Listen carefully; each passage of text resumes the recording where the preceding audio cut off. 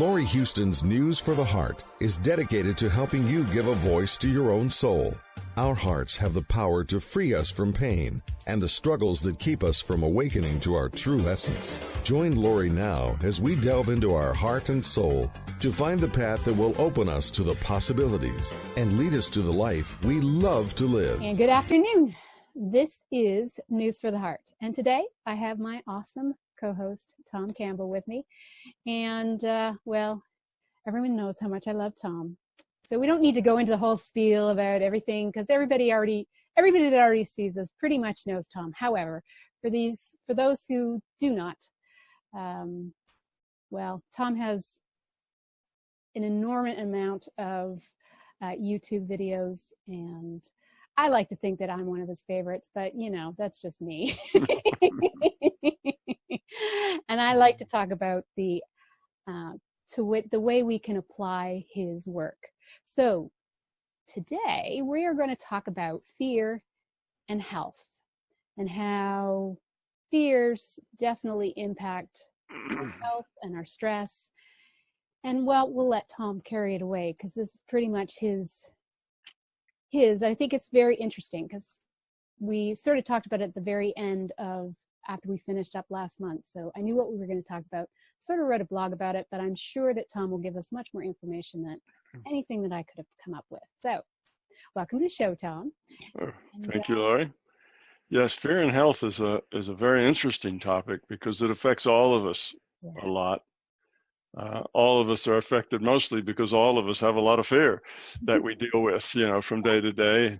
And because we all have that fear, then that fear does affect our health. So it's a pretty significant topic to talk about. The connection really between fear and health, there's two connections. And one of them is that one of the attributes of consciousness is that if you have an intention, that intention can modify future probability. That's just the nature of consciousness.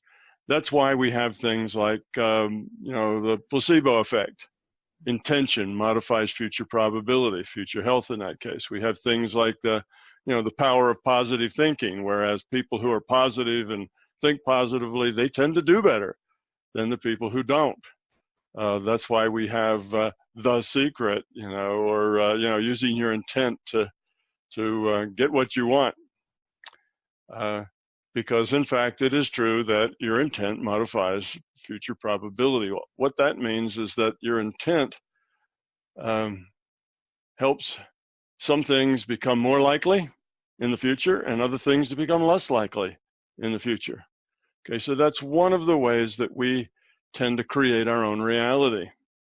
And we don't entirely create our own reality, obviously, because we're in this reality with a lot of other people who are also, doing things that we have to react to what they do. So we don't create the whole reality, but we have influence over that reality, and that's one of the major influences that we have.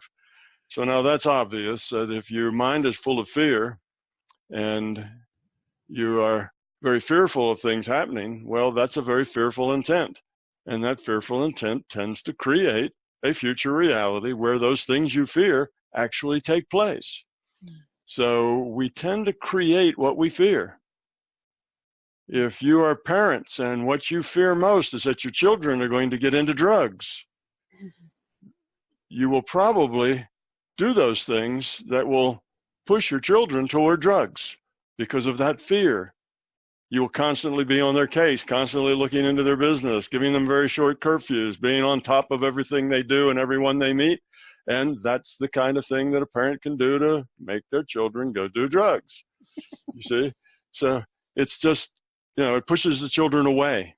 It ruins the relationship with the children. It makes the children want to rebel and get back, that kind of thing. So it just creates problems.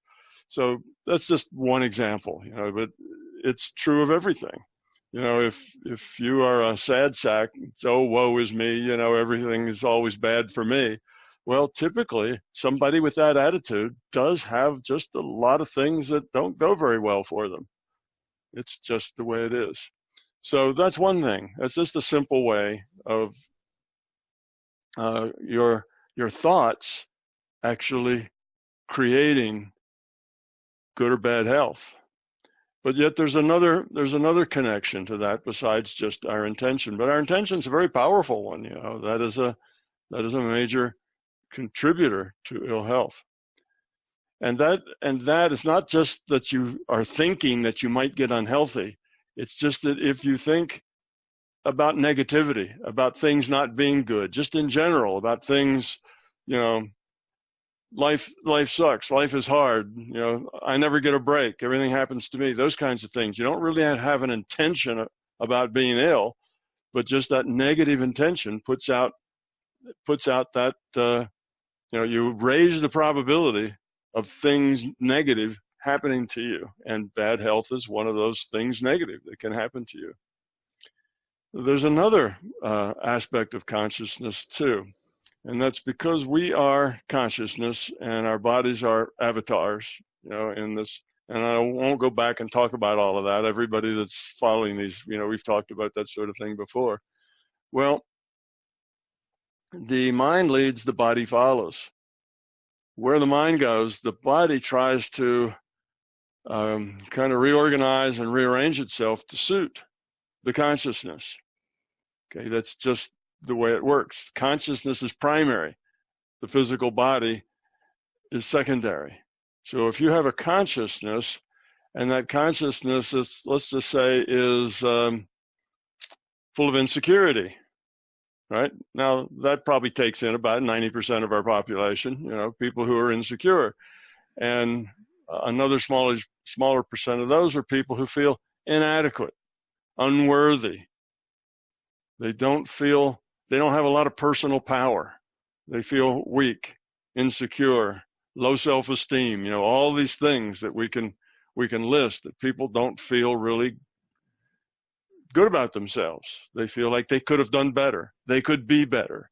They just don't measure up. I keep trying, but I never seem to get it right. These kinds of attitudes. Well, if you feel that way about yourself, then your body will begin to change to express that attitude, that feeling. And the way it does that is, if you tend to be negative like that, let's say your brain chemistry will start producing less of the neurotransmitters like serotonin.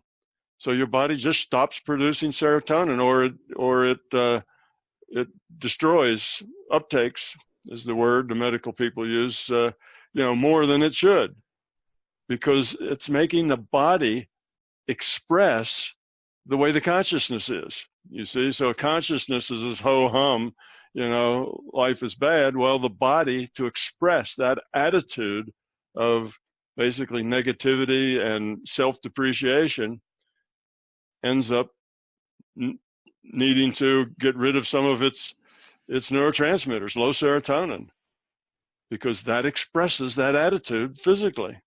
You see, so now you go to the doctor and he prescribes, a pill that will, I have company today. Anyway, we'll try to have to work through that. We're going to get some woofy here. Hey, stop that guy. Okay, now. So anyway, so you go to the doctor and he'll give you Prozac or one of another couple of dozen things that will increase that serotonin. And now you feel better again. Okay, but you've treated a symptom, not a problem. See, that's the problem. If the real problem was that you had low serotonin, then all right, that drug would really be helpful. But the fact is not. Your low serotonin is a symptom of an attitude. And if that's the case, then you're just covering up a symptom. But you still have the same attitude. That attitude is going to express itself in other ways. All right, you just blocked off one way for that attitude to be expressed in your physical body. I assure you, it will find another way. And if you block off that way, it'll find yet another way. And if you don't solve the problem, it's just one thing after another. pretty soon that Prozac will stop working. It won't work anymore. So you'll go get another one. You'll get rid of Prozac and you'll get something else, Paxil or who knows what, Zoloft, something else. And that will work for a little while, and then you'll get used to that, and that won't work. And eventually nothing will work, and your body would have just gotten rid of all those blocks. You see, it's going to find a way to express that. And if you don't work on the source, but only work on symptoms, you're not getting anywhere. You're not improving. You're not growing up. You're just trying to behave better, but you're not actually growing up. You're not dealing with the problem. So life is just going to continue to be a struggle. And, you end up in this position of life is difficult. You have to struggle through it. You manage to just get by, and then something happens. Who knows what happens? Maybe one of your parents dies, or one of your spouse leaves you for somebody else, or something happens, and now you struggle again, and you struggle. And then you just get to the point where you're not doing well, but you're getting by, and oh no, you lose your job. All these things that happen, your spouse leaves, the dog dies, whatever. These are all parts of your reality feeding back to you your attitude. These are all parts of your body and all the rest of your reality rearranging itself to match your own, attitudes and feelings about things. Well, the reason that you lose your job is because you're a sad sack at work and you're always complaining. The reason maybe your spouse left you because you're a sad sack at home and always complaining. And the reason you're sad and always complaining is because you see your life as sad and always full of things to complain about. You see? So you create the things that happen to you. So yes, health and attitude, health and fear are intertwined very closely. But also health and happiness also love, getting rid of fear. So we'll just call that getting rid of fear. That's becoming love. That's how you become love. You don't have to learn some kind of new love strategy. You just have to get rid of your fear, and you are love. That's what's left over when you get rid of fear. So getting rid of that fear is also the source of your joy and your happiness. That's what makes you feel fulfilled and satisfied. That's what makes it to where you can deal with those things that happens. The dog dies, your spouse leaves, whatever. Those things you get in, you lose your job. You can deal with those things and still stay happy. Still, everything's okay because you find somebody else that's a whole lot better than that spouse that left, and now everything's much better, and you get a much better job. And the new dog that you have is the best dog you've ever had. Life just seems to always turn out good for you. You see, instead of always just seems to turn out annoying or bad or problem for you. That's the difference in that. It doesn't mean that if you're always positive, only good things will happen. It just means that good things happen, bad things happen, but you're still happy. Everything's good. It all works out because that change is just change, and it works out well. Because with your attitude, the probability of things working out positive for you is much higher than it is, that it would be for somebody who's mopey. So yes, it's not just physical health and mental health, but basically our whole reality is an expression. The way we find reality is an expression of who we are. It's not that we make all the reality, but we do influence it quite a bit. So there's this huge connection between us, how much our life is a struggle, how much our life just seems to go from one struggle to another struggle to another struggle, and we can't ever seem to get there. And, today we have a fight with the kids, and tomorrow we have a fight with the boss, and the next day we're arguing with somebody else. And it just goes on and on and on. Well, that's a life that is expressing who you are, because that connection with the kids could have ended happy and with a smile and everybody doing well, and so could it with the boss or the friend or all that stuff if you didn't have fear. So getting rid of the fear is like, why wouldn't you want to do that? It makes your life good. Of course you'd want to get rid of fear, but it's not real easy. You have to work at it. You have to really want to. You have to have courage to even find that fear. You see? So it's fear and health are just connected, but so is fear and happiness really connected, and fear and joy. So fear is the key thing, and everything else downstream will adjust itself to accommodate that fear, that self-centeredness. And the reason people are self-centered is because of fear. The reason people get angry is because of their fear. The reason people who are unhappy, it's because of their fear. The fear creates all that. The fear creates the self-centeredness. It creates the beliefs. I'm just fine. I'm perfect actually, but everybody else are real jerks and annoying. Of course I get angry. I should get angry. Look what my kids did. Look what my spouse did. Look what my boss did. Anybody would get angry. See, we blame everybody else. We don't take responsibility. It's easier to point a finger than it is to look in a mirror and find fault. So it takes the courage to actually be responsible for who you are and the way your life is.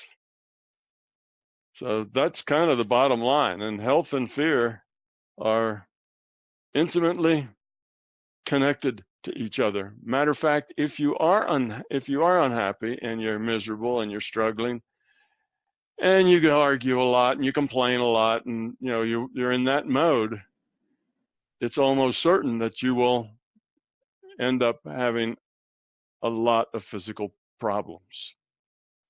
Your physiology just does that to you. If you're always upset and anxious, you're liable to end up with ulcers. If you're always angry and complaining, you will end up maybe with hypertension, or you might get other kinds of what do they call them?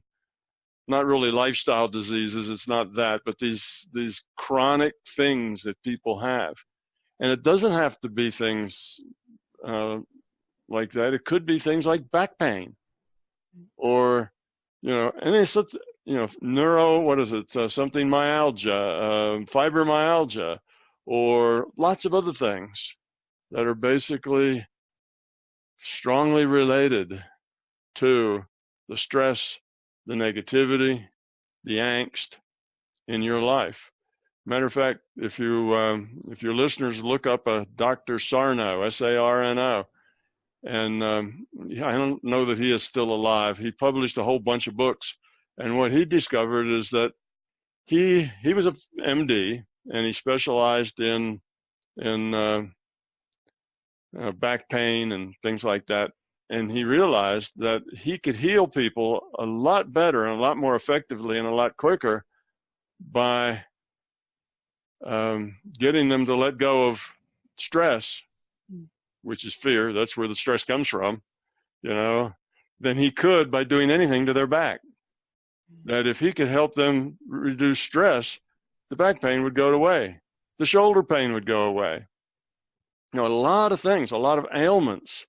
And he came to the conclusion, and try to get his numbers, I think it was something like 85, 90% of all the aches and pains and body illness that we have has to do with stress.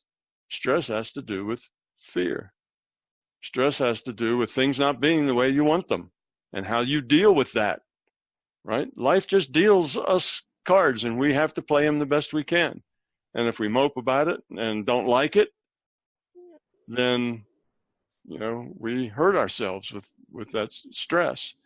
If we deal with all those things that life deals us as best we can, with love and with caring and acceptance, then we walk through all those things and come out the other side smiling. And we are not ill. Matter of fact, we're one of those people that never catch a cold. Other people get the flu, but we don't. we will be exceptionally healthy because we have a positive attitude. And the probability of getting ill now is real small for us, just because we have this attitude that I'm not going to get sick. I don't get sick. You're just positive. Getting sick is just not something that happens to me. And you go on and on and on, and you can go for decades and never catch a cold. Other people will catch a cold 3 times a year. Every time they get on an airplane, they get off and they're sick because they have to breathe that air. Whatever, every time this happens or that happens, they get ill.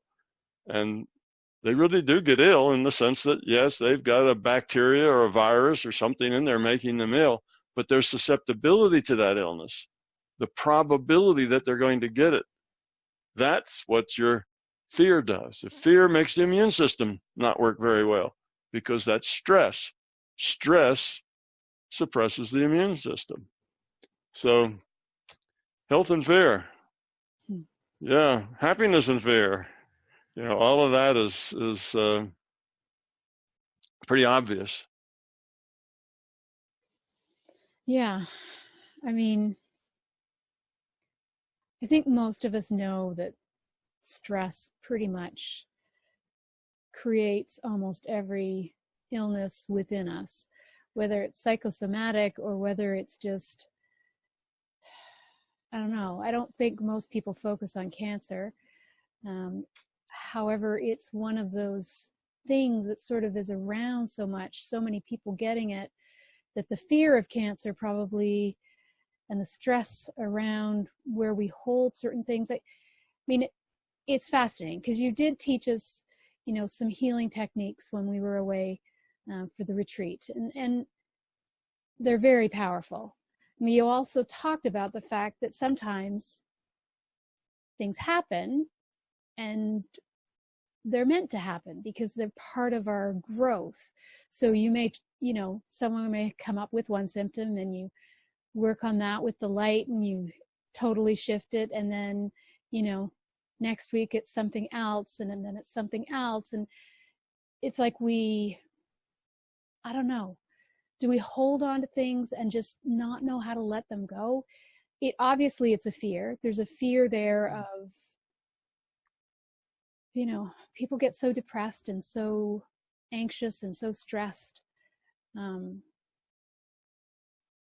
Part of it is for us to grow.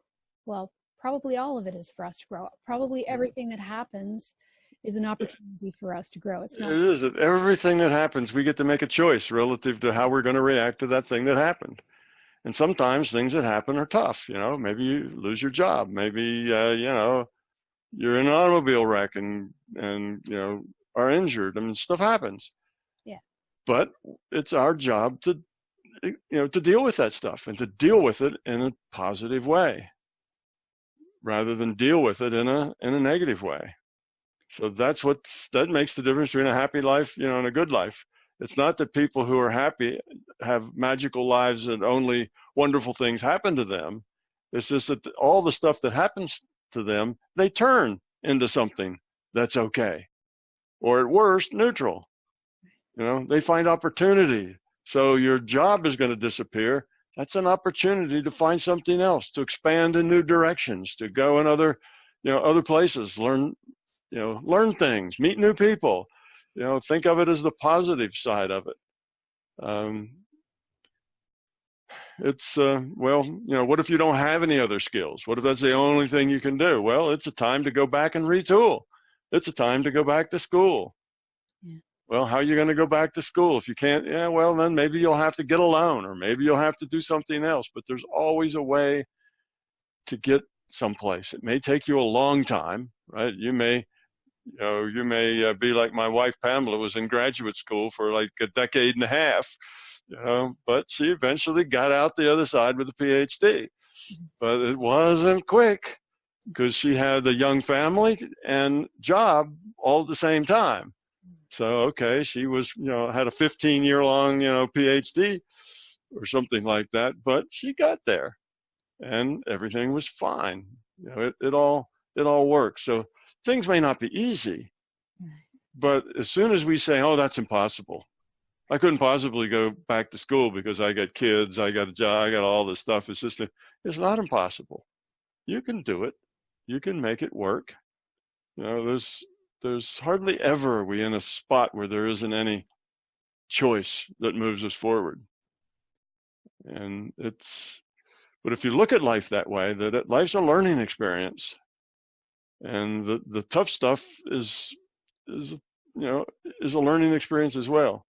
And as you point out, some people who are ill, it's because they've created that illness, and that illness now is part of the feedback that they're getting for the way they are. So it's part of their lesson, their feedback. They own it, and if they get to that point where they hit bottom and they're so ill they can't hold a job, they can't do anything, they're lying alone in their bed in pain, then maybe they will think differently, or maybe it will kill them and they get to try again. Okay? You have to not think that death is the big terrible boogeyman to be avoided at all costs.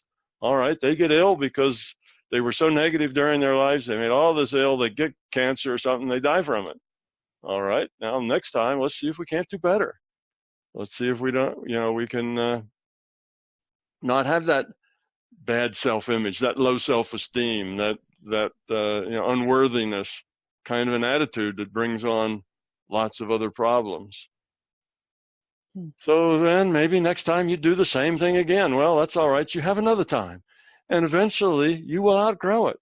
So if we think of that, then, we think of the kind of the larger reality, it's just like this reality in that sense. In this reality, things happen. They continue to happen. You make choices. And by those choices, you tend to evolve or de-evolve the quality of your consciousness. If you're evolving, you tend to be happy and life is good. If you're de-evolving, you tend to be unhappy and life isn't so good. But you always get to make another choice and another choice. Even if you're that poor sick person lying in bed with nothing but pain because of all the negativity you had, you can still make a choice there. I want it to be different. All right, I'm on my last legs here, but what's really important to me is people and caring, instead of me just being all wadded up in my self-pity. And you might realize that, and it might start you back on another road. And if not, well, you get another opportunity and another, just like you get another choice and another choice here in this lifetime.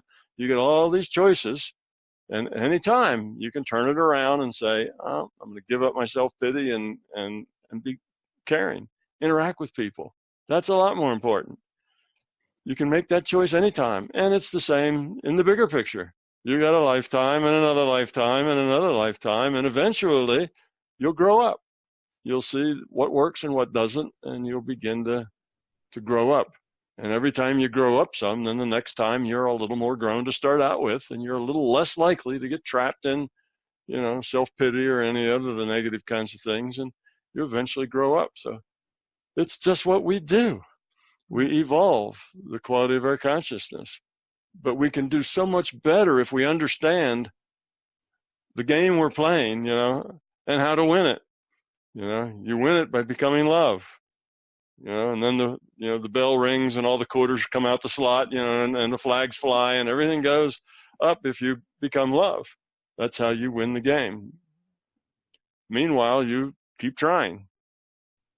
Meanwhile, things will still happen. You still might be sick. And it's about acceptance. You don't have to like it. I mean, one of the things they say, and I certainly know this from a little bit of experience, is that, when you're in pain, you're in pain. But pain, they say, is still, rather in your head, that it's not really necessarily in your body. Well, it is and it isn't, right? But it's, so there's... Well, pain is something like many other things, that if you dwell on it, it gets bigger and bigger. Right. If you don't dwell on it, if you ignore it, it gets smaller and smaller. And, they found out probably 50, 60 years ago that people who, let's say, had kidney problems, they had failing kidneys, and that gave them excruciating pain all the time. Sort of like if you've ever had a kidney stone. Kidney stones can be very painful. Well, these people had that kind of pain all the time, and they would just basically give them drugs to make them so blotto that they didn't notice that they had pain. But that's really hard to live your life like that, particularly if you're only, 35 years old. Mm-hmm. And otherwise, you're healthy enough. Your kidneys are getting you by. It's just all this pain. And about maybe 40, 50 years ago, they realized that they could teach people to ignore the pain.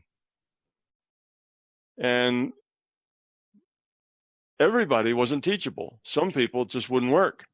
But there was a significant, group, probably the majority, that could control their pain with their intents, with their minds. And basically, they just learned to ignore it. All right, it's pain. It's my life. It's going to be that way. I just have to accept that. All right, I have bad kidneys. I'm probably not going to live another 60 years. I'll probably only live another 20. But what am I going to do with that 20? Sit around and feel sorry for myself in pain? Or am I going to go live a really good life and learn and grow and have fun and whatever for whatever time I've got? And those people who could make that decision that they were going to go on, they weren't going to wallow in, oh, it hurts. Because the more you think about how much it hurts, the more it hurts. You have to let go of it. Own it? Yes. When we say accept it, it doesn't mean, oh, I love my pain. I'm so glad I have it. That's not what we mean. What we mean is it's yours. You own it. Now deal with it. Deal with it in a positive way instead of with the negative way. The negative way is to complain and feel sorry for yourself. The positive way is says, I have this, but I'm not going to let it ruin my life. I'm going to go anyway. I'm going to make it smaller and smaller and smaller. And what you do is you tell your body to stop paying attention to those pain signals, which is what some of the drugs do that relieve the pain. They tell your body to, if you get a pain signal, stuff it. We don't want that pain signal, sent forward. So the pain signals just get stopped. Well, your body can do that too. Your body creates the pain signal to send up to the brain to tell the brain that there's a lot of pain going on, which is good sometimes, but other times you need to just make that go away. Well, your body creates it, your body can take it away. It depends on your mental attitude. If your mental attitude is I'm so miserable, woe is me, then that just makes that chug on more. You're giving it your attention. You're making it more. That's true of almost anything. It's amazing what your senses can do. One example, I, as a graduate student, graduate students are always poor, and I was no exception. I was a poor graduate student, and I lived in a little house that was maybe 100 feet from a railroad track, a busy railroad track, one that had a lot of freight, and one that was coming, either leaving a city or coming into a city. When they leave a city, particularly as a little uphill, the engines are really just roaring because they need lots of power. And when they come into the city, the horn is blowing because they want to let everybody know. And I had that going on, and right where I was, the land was low. Matter of fact, so low that when it rained, my yard flooded. It was one of those. When you're poor, you live where you can afford, right? So it really wasn't the loveliest place, but that's what I could afford. That's where I lived. And this train track had been built up. So the train track was at about the level of the roof of the house. So the house was about 100 feet away from the train track. I could easily throw a stone and hit a train. It wasn't far away at all. And the tracks was at about the top of the roof line of my house. So I'm sitting really below the tracks in the house. So all the noise that the wheels make, that the engine makes, it was all vented right down at where I lived. And what my body did is it just learned to shut that off.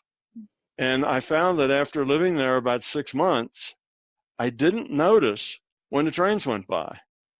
And what made me realize that was that I had some guests over, and a train went by, which was typical. They went by, every couple of hours, the trains were going by.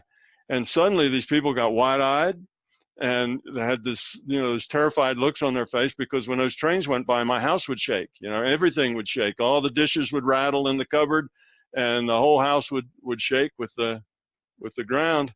And I could see it, and I wondered, well, what's the matter with these people? And then I realized, oh, a train's going by, and I hadn't even heard it. And I noticed that, well, what's the last train I heard? I haven't heard any trains go by for weeks. I wonder why. Did the train stop going by? And then I listened for them, and they kept going by every few hours, just like they always did. But my body just tuned it out. I didn't hear them. So, but if you sat around and said, oh, those damn trains, they get in the way. They're always making noise. They make such a ruckus. They, slide my dishes around. I can't hang any pictures on the wall because they fall off. If you sit there and complain about it, every time a train went by, it would be worse and worse and worse, and you'd be miserable, and pretty soon, it would be awful. My conditions, it's because I'm poor. I have to live in this place, and why am I so poor? And pretty soon your whole life would have been miserable, you see. But if it's my life, okay, I live here. It's close to the school. I can walk to school. I just have trains going by all the time. My body shut it off. Your body's amazing what it can turn on and turn off. Well, that was kind of a pain. It's the same sort of thing. It was signals from the body to the brain that the brain just ignored. They just said, not going to listen to that anymore. It's not useful here. You can do something similar with pain. You can say, okay, my kidney hurts real bad. Just turn it off. I'm going to live with it anyway. It's just one of those things. I live in a house that has trains going by. Deal with it. So it's a similar thing. Your body is just fantastically adaptable. I went to school. It was an elementary and junior high and high school all in one. It was in a small rural town, and there was a tannery on one side of town. And if you know about tanneries, they make this most horrible odors that if you smell it right up close, it will make you throw up. It's that strong an odor. And when the wind would blow the wrong way, that odor would just come right across the school, and the teachers would all run around and close the windows and try to keep as much of it out. But you really would feel like retching when that came by. But all the kids that lived over on that side of town were looking around going, what? What's going on? What's the matter with you? I don't smell anything. They didn't smell it. And it wasn't because somebody trained them to do that. You just do that. That's life. That's where they lived. And I imagine there were some people who lived over there that complained incessantly about the bad odor, and they smelled it all the time, I'm sure. But most of the kids in the classroom that lived over there, they didn't smell it at all. So you can shut off your senses, and pain is just, that's feeling. That's one of your senses to where you don't feel things, and your body can do that. So yes, most of the stuff we have to deal with is because of our negativity, even pain. Now, there may be some pains that are harder to shut off than others. I'm not an expert on the subject. I just know that pain can be gotten rid of, or at least made small. I asked the guy who had that bad kidney, and he was a young guy. He was probably only in his early 30s. He just had really bad kidneys, and he was waiting for a replacement, but until he got a replacement, he was stuck with what he had. And he said, it's not that I don't know that I have kidney pain. It's that I can forget about it. I just don't care. It's there if I look for it. Oh yeah, my kidney's still hurting, but it doesn't interfere with my life anymore. That's what he said. And he got off, like 3 or 4 years of being drugged and not being able to do anything. He couldn't work. He couldn't really function because he was on drugs all the time. So yes, pain, ill health, all sorts of things have to do with that consciousness. Consciousness leads, the body follows. When the consciousness says, trains, okay, I accept that. I can walk to school. I don't need a car, saving me a lot of money. I can't afford a car. Well, if you accept it, then that consciousness just readjusts itself to deal with it. So everything's like that. that's why, people who are very positive tend to have good lives. It's not just that only great things happen to them. It's not they're lucky. It's the way they approach life. It's the way they are. They've grown up to the point that it's not all about them and their misery. So health, everything, backaches, shoulder aches. I knew a guy with a frozen shoulder, and he actually read Dr. Sarno's book and started to take these little exercises. He didn't actually, see that doctor or anything, just read the book, and there were little exercises in here to let go of your stress. He had this frozen shoulder for years, and he just couldn't move, couldn't move that part of his shoulder. Had very, very little range of motion over there. And he was a fairly well-off guy, and he could go to any doctor he wanted in almost any country he wanted. And he went to doctors, and he did all sorts of things and physical therapy and on and on and on, and it just didn't work until he read Sarno's book, and he started doing these little affirmations and things, and frozen shoulder went away. It's things like torn rotator cuffs, things that you think, well, okay, there's a rotator cuff and the thing's just torn. It's not going to just heal back together, but it fixes itself. With a good attitude, most of those things find a way to fix themselves. And doctors, Sarno will tell you this, doctors will come up for some reason for your backache. Oh, you have a bulging disc. Oh, you have this, you have that. We need to do surgery. And they'll have things, and those things will maybe work for a little while, but often they don't work long term because they're just removing symptoms. It wasn't your bulging disc. There's lots of people with bulging discs that don't have any back pain. It's not really, you may have a bulging disc, true. You may have deterioration of the spine if, let's say, you're 60 years old or older, because that just comes with old age. But there's lots and lots of people that have those things that don't have any back pain. So to point that out as, oh, that's the cause of your back pain, that's because doctors feel obligated to come up with something and do something about it. So they will give you pills, they'll give you shots, they'll do surgery. But if it's your stress, you'll just find some other way to do that. And if they somehow banish your back pain, now you'll have a shoulder pain instead. Or you'll have headaches all the time. You're going to, it's like conservation of misery. If you're miserable, you're going to just maintain that, because the doctors are working on symptoms. They're not working on causes. They think they're working on causes. Oh, it's that disc, that's the cause. That's not the cause. Most of the time, it's not the cause at all. The cause is your fear. That's the root cause.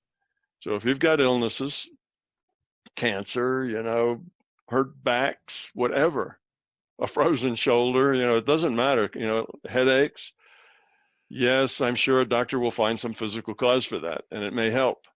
But surprise, surprise, a few months later, something else bubbles up to make up for it, or that thing comes back. And you go on.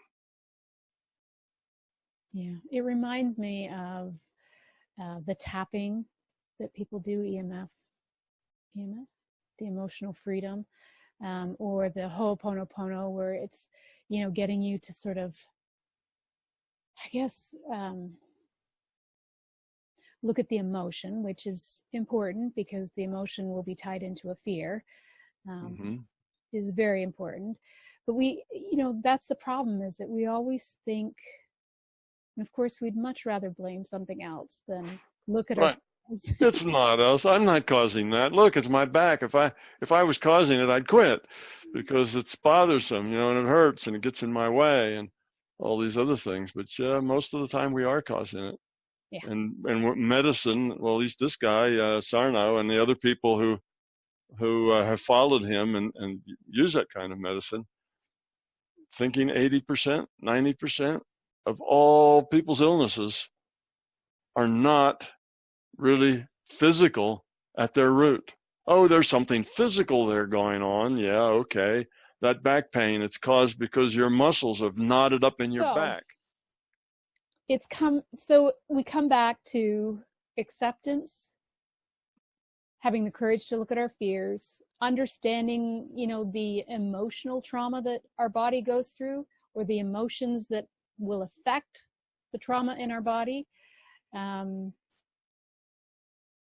then somehow because, obviously, as we know, that there are some things that some diseases are very clearly meant to heal and some aren't, but it's not so much whether it heals or not, it's really whether we can come from that place of acceptance and love instead of, really stuck on, oh, what's happening to me, and it's always, blah, blah, and we go into that drama that we go into, or we go into that story that we keep telling ourselves.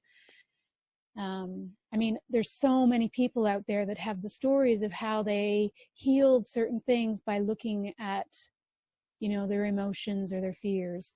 And then we know that, sometimes it's not about healing it, but it's about being okay that it's there. Like, not that you're happy and you love it, but that you're okay that it's there, and it's part of your experience, and it's part of your journey, and it's part of your growth. Yes. Well, what we mean when we say acceptance is basically ownership.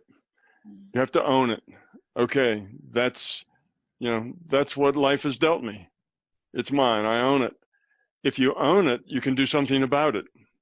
If you don't own it, oh, darn, such and such did this to me, or I picked up that heavy thing and now my back hurts and it's been hurting ever since.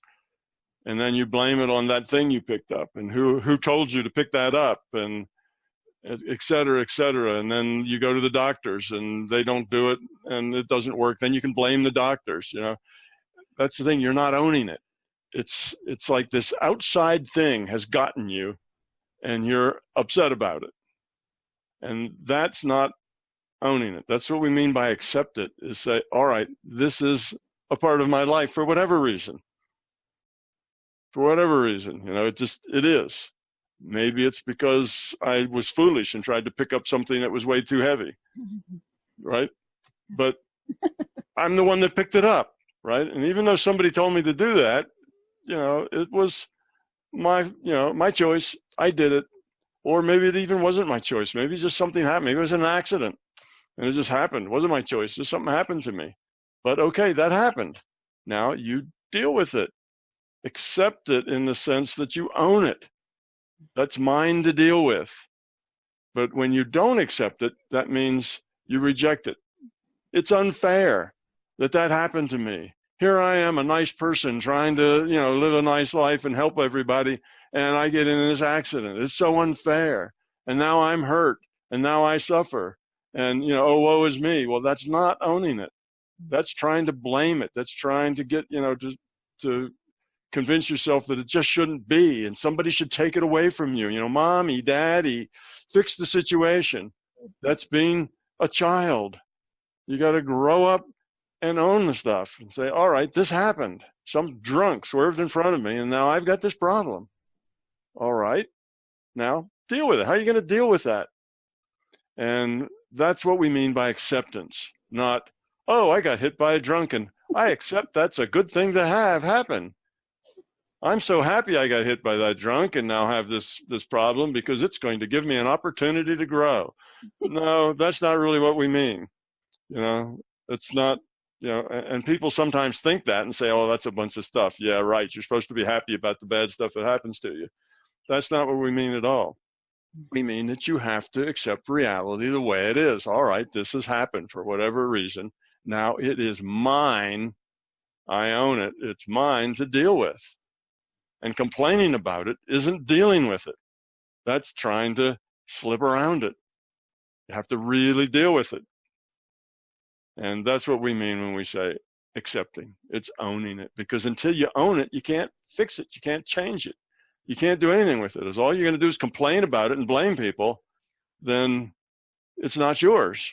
And if it's not yours, you can't fix it. So it's always there, and it gets worse and worse and worse. And now, ever since that accident, I've had this problem. And the accident might have been 20 years ago. But it's because you've never owned it. For 20 years, you blamed other people and felt sorry for yourself. 20 years later, you're still complaining about it. Whereas if you just owned it, you probably could have gotten through it and by it much, much earlier. You could have been done with it. There's also the little part where you may have resented that you had to do something, and therefore that created something more. Like you were angry because the weather created, 20 centimeters of snow, and so then you had to go out and you had to shovel, and then the shovel, of course, created a problem in your back because you were lifting up this really, really heavy snow. Or you were driving and you were doing something nice for somebody else, but you weren't really happy about doing it because it wasn't really something you wanted to do. So that's when you got into the accident. I mean, things happen because we're also, I don't know, we're smarter. We do things that when you feel negative things happen. So that's the way we started out. Yeah, if you're being nice to somebody, but you're only doing it because you think you should, and whatever, but you're not really doing it because you want to, then that's a negative thing, and then negative things happen. Yeah, you will. Yeah, you're complaining about the snow, then that's when you're going to hurt your back. Exactly. Whereas if you just accept that snow and say, okay, it snowed. Now I got this sidewalk or I got this driveway that's full of snow. Well, you may decide I'll just drive over it. I'll put chains on or whatever. I'll drive over it, and once I get out on the street, I'll take the chains back off again. There's lots of ways you can deal with it, but you deal with it in some way and deal with it in a way that's happy. And then the probability of you hurting your back while you're dealing with it is real low. Whereas if you're negative and upset and angry about it, the probability of you having your back hurt is really high. So that's the difference. That's why people with very positive dispositions don't seem to have problems like that. It snows on their driveway just the same, but they aren't the ones that ends up with the backache. It's the guy that's negative that complains all the time is the one that hurts his back when he shovels the snow. The positive people don't do that. Yes. Yeah, it's an interesting world we live in. Very interesting. But being negative, feeling self-pity, being angry, being upset, things aren't fair, that kind of an attitude, woe is me, nobody treats me nice, nobody appreciates all the wonderful things I do and what a wonderful person I am, everybody just uses me, you have all that negative stuff just makes your life horrible. It gives you a really difficult life. Whereas if you can say, well, sometimes stuff just does happen to me. Good stuff, bad stuff, all kinds of stuff happens to me, and I'll deal with it. I'll learn from it. Then it's a totally different world that you live in. And you hardly ever get sick. You hardly ever have those kinds of problems. Your back doesn't hurt. That's other people have those problems. You listen to them complain. But and you may have empathy for them. But for the most part, our illnesses are self-created. It doesn't mean that, we go intentionally hurt our back or even break our arm. Yes, a broken arm's a broken arm. That's not just stress. But what led you to break that arm was probably you were angry, you were upset, you were annoyed, you see, and then you did something and on top of everything, I broke my arm. Yeah, well, even broken arm, something that is obviously, isn't a mental problem. Here, I got a bone broken. It's not a mental problem, but it probably is if you follow what it was you were doing. You were doing something probably you weren't supposed to be doing. And there may have been some negativity attached to that. Or you were doing it because you were angry or because you were feeling used or abused or something. And that's when the arm breaks. That's when you hit your thumb with the hammer. That's when these accidents happen, often because you're negative. Whereas you're positive, you have just the opposite experience. You get a lot of near misses, all sorts of things that almost certainly would have ended up in a crash or a problem. They just somehow miss you.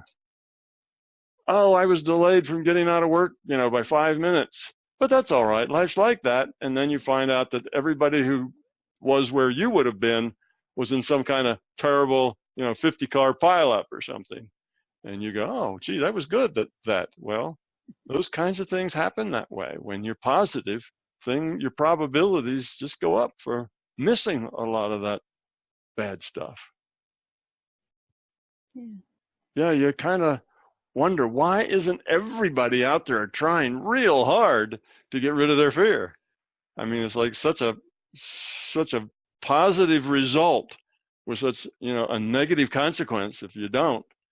But almost nobody's out there trying to get rid of their fear. Most everybody out there is trying to pretend that they don't have fear, trying to push their fears down, trying to blame everybody else, who is their problem, and angry that they're not getting what they deserve and things aren't the way they should be, which of course is the way I want them, and people aren't being the way they should be, which of course is the way I want them to be.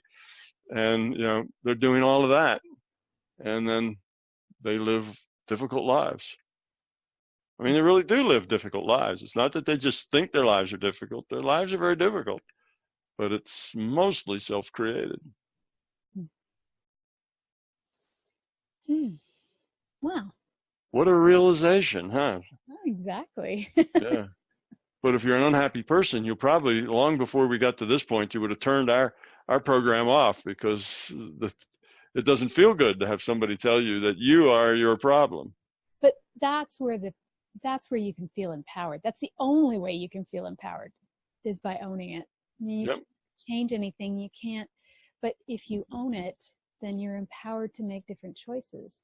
If you think that everything's against you and that you're a victim, you're never going to make a choice. No, there are no choices in your mind. You don't have choices. Right. You're just this poor little victim that gets pushed around from one terrible thing to another, and there are no choices, whereas there really are choices. Always. But until you own it, you can't do anything about it. Yeah, it's like that. All right. Well, this has been an exciting show. I'm sure we'll get lots of interesting comments on this one. Yeah, it's been uplifting, huh? Well, or at least sobering, if not uplifting. Yeah, it's definitely uplifting. Because we have the power. We have the power. We do. It's amazing how much power you have once you start to understand your consciousness. All right. You've been listening to the News of the Heart. We've been getting to the heart of what matters with Tom Campbell. I guess fear and health is what this show's been all about. We'll be back next month. Some point. last Tuesday of the month is when we record, and we try and get it out as quickly as possible. If you have questions you want to do, you have something that you want to talk to Tom about, just write down in the comments or email me. We'll be happy to look at that. So thanks, Tom. Thanks, Laurie. Have a question for Laurie and want to be on the next News from the Heart show? Drop us a line via instant feedback at bmajor.org.